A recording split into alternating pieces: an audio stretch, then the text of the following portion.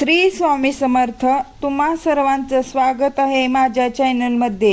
स्वामी महाराजांच्या कृपेने तुमच्या सर्व इच्छा पूर्ण हो ही स्वामी महाराजांच्या चरणी प्रार्थना करते. यावर्षी 29 जुलैला गुरुपौर्णिमा असणार आहे.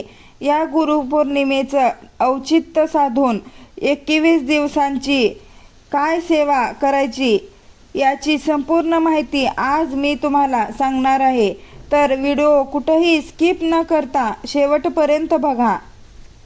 आता आपण दरवर्षी महाराजांची आपल्याकडून जेवढी जमेल तेवढीच आपण सेवा करत असतो.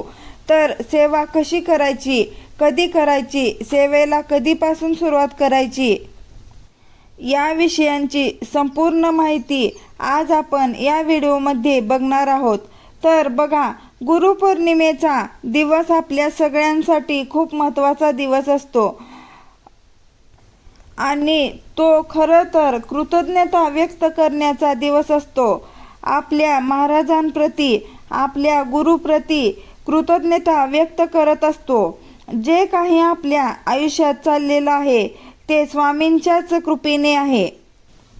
आपण दरवर्षीप्रमाणे 21 दिवसांची सेवा करत असतो. तर सेवेला कधीपासून सुरुवात करायची, तर सेवेला 9 जुलैपासून ते 29 जुलैपर्यंतचा कालावधी असणार आहे.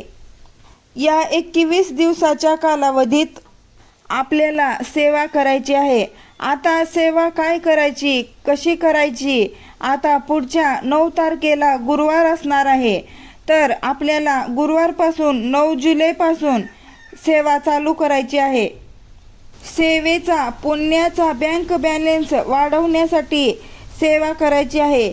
खूप सेवा आहेत. स्वामी चरित्र सारामृत, श्री स्वामी समर्थ या मंत्राचा 11 माळी जप, तारक मंत्र, गुरुचरित्राचं पारायण, त्याचप्रमाणे गुरुचरित्रातील 14वा अध्याय आणि 18वा अध्याय, भरपूर अशा सेवा आहेत.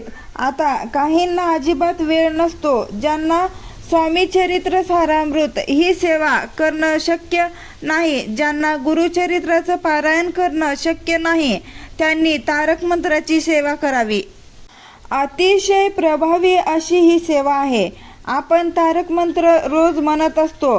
आता तारक मंत्र आपण म्हणताना आपल्याला कुठे नियम पाळण्याची गरज नाही. त्याचप्रमाणे तुमच्या काही इच्छा असतील, काही मार्ग सुटत नसेल, आजारी व्यक्ती असेल, एखादं मूल चिडचिड करत असेल, हट्टीपणा करत असेल, तर ही सेवा करू शकतात. कारण हा जो काळ असतो तो गुरुपौर्णिमेच्या आधीचा आणि नंतरचा हा खूप मोठ्या प्रमाणात ॲक्टिव्ह असतो, सक्रिय असतो. त्यामुळे या काळात आपण जी काही सेवा करतो याचं 100% फळ आपल्याला मिळत असतं. आता तारक मंत्राची सेवा कशी करायची, कधी करायची, किती दिवस करायची, बघा, ही सेवा तुम्हाला 21 दिवसांची करायची आहे. इच्छापूर्तीसाठी सुद्धा तुम्ही ही तारक मंत्राची सेवा करू शकता. मग ही सेवा तुम्हाला 9 जुलै गुरुवारच्या दिवशीपासून चालू करायची आहे आणि गुरुपौर्णिमेला याची समाप्ती करायची आहे. आता जर का कुणाला अडचणी येत असतील किंवा खंड काही पडत असेल तर तुम्ही ही सेवा आजपासून चालू केली तरी चालेल.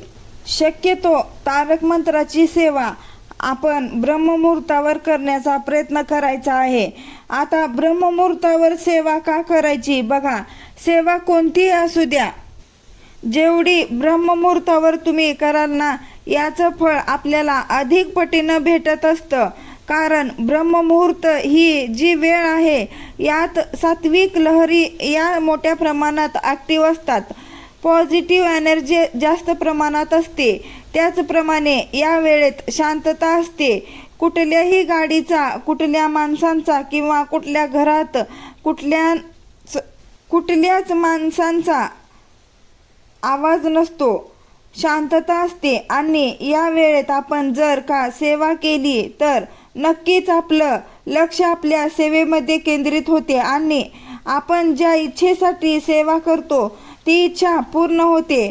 आता ही सेवा तुम्ही तुमच्या इच्छापूर्तीसाठी देखील करू शकता. मग तुमची जी इच्छा असेल तुम्ही संकल्प सोडून तुम्ही ही सेवा 21 दिवसांसाठी करू शकता. आता ही सेवा 21 दिवसांच्या आधी संपली तरी चालेल.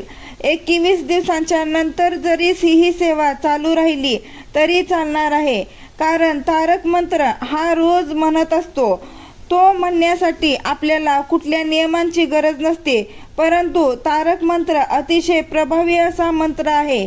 तारक या शब्दातच त्याचा अर्थ दिलेला आहे. तारक म्हणजे तारणारा, जो नडलेला आहे, जो अडलेला आहे, जो अडचणीत आहे, ज्याला मार्ग मिळत नाही, अशांना त्यातून बाहेर काढण्याचा मार्ग आपले स्वामी देत असतात. मग तुम्ही ही सेवा कशी करायची? सेवा करण्याआधी तुम्हाला देवघरासमोर बसायचे आहे. आसन टाकून धूप दीप प्रज्वलित करून घ्या.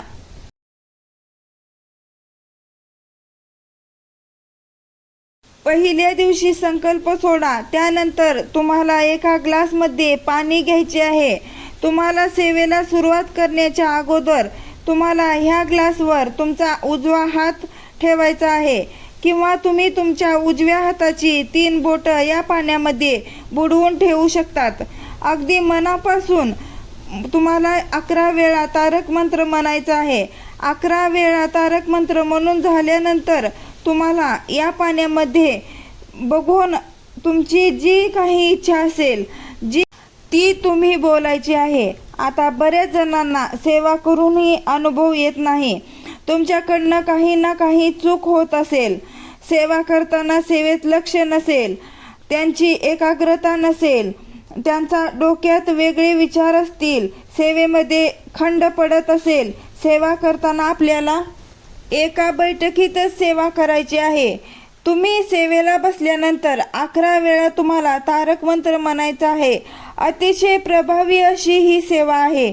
तुम्ही ज्या कारणासाठी ही सेवा करत असाल, सेवा करून झाल्यानंतर तुम्ही हे तारक मंत्राचं पाणी आपल्या घरातल्यांना सगळ्यांना थोडं थोडं हे पाणी प्यायला द्या. अतिशय प्रभावी अशी ही सेवा आहे.